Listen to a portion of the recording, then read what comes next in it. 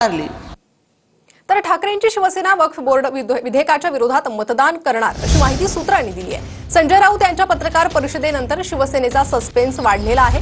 वक्फ विधेयकाबाबत आम्ही सभागृहातच आमची भूमिका स्पष्ट करू असं संजय राऊतांनी म्हटलंय। तर ठाकरेंची शिवसेना विरोधात की बाजूने मतदान करणार याची उत्सुकता आता वाढली आहे।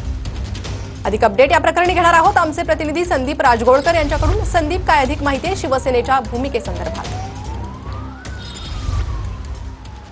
शिवसेना खासदार संजय राऊत यांच्या पत्रकार परिषदेनंतर प्रणिता शिवसेनेचा सस्पेन्स खरं तर वाढलेला आहे। कारण यापूर्वी शिवसेनेचा इतिहास पाहिला तर एनडीए मध्ये असताना देखील प्रतिभाताई पाटील जेव्हा राष्ट्रपती पदाच्या उमेदवार होत्या त्यावेळेला त्यांनी यूपीए सरकारला पाठिंबा दिला होता। त्यानंतर 370चं बिल कलमचा निर्णय असेल केंद्र सरकारचा, तिहेरी तलाकचा असेल, त्यावेळेला शिवसेनेनं वेगवेगळी भूमिका घेतली आणि आता संजय राऊत यांना पत्रकारांनी खरं तर भांडावून सोडलं प्रश्न विचारून, पण शेवटपर्यंत खासदार राऊत यांनी त्याचं उत्तर दिलं नाही। आम्ही जो काही निर्णय आहे तो सभागृहातच मांडू असं म्हटलं। संध्याकाळी त्याचं मतदान होणार आहे, पण सूत्रांकडून जी माहिती मिळते त्यानुसार इंडिया आघाडीच्या बाजूनच ठाकरेंची शिवसेना ही मतदान करणार आहे। कारण काल ज्यावेळेला मल्लिकार्जुन खरगे यांच्या उपस्थितीमध्ये जी बैठक झाली त्या बैठकीला स्वतः संजय राऊत देखील उपस्थित होते, सुप्रिया सुळे देखील उपस्थित होत्या। पवारांची राष्ट्रवादी काँग्रेस ज्या पद्धतीनं विरोध करणार आहे तशा पद्धतीनंच ठाकरेंची शिवसेना विरोध करणार असल्याचं समजतंय। मात्र संजय राऊत यांनी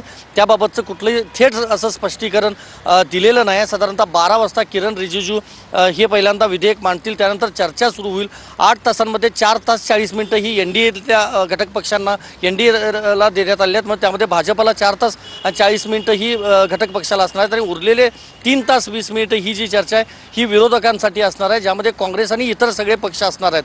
अरविंद सावंत हे ठाकरेंच्या शिवसेनेमार्फत बोलणार आहेत, त्यामुळे ज्या वेळेला अरविंद सावंत यांचं भाषण सभागृहात प्रत्यक्ष सुरू होईल त्याच वेळेला आपल्याला समजू शकेल त्यांची नेमकी भूमिका काय असेल। पण आत्ता तरी जी सूत्रांकडून माहिती मिळते त्यानुसार ठाकरेंची शिवसेना ही विरोधात मतदान करणार आहे।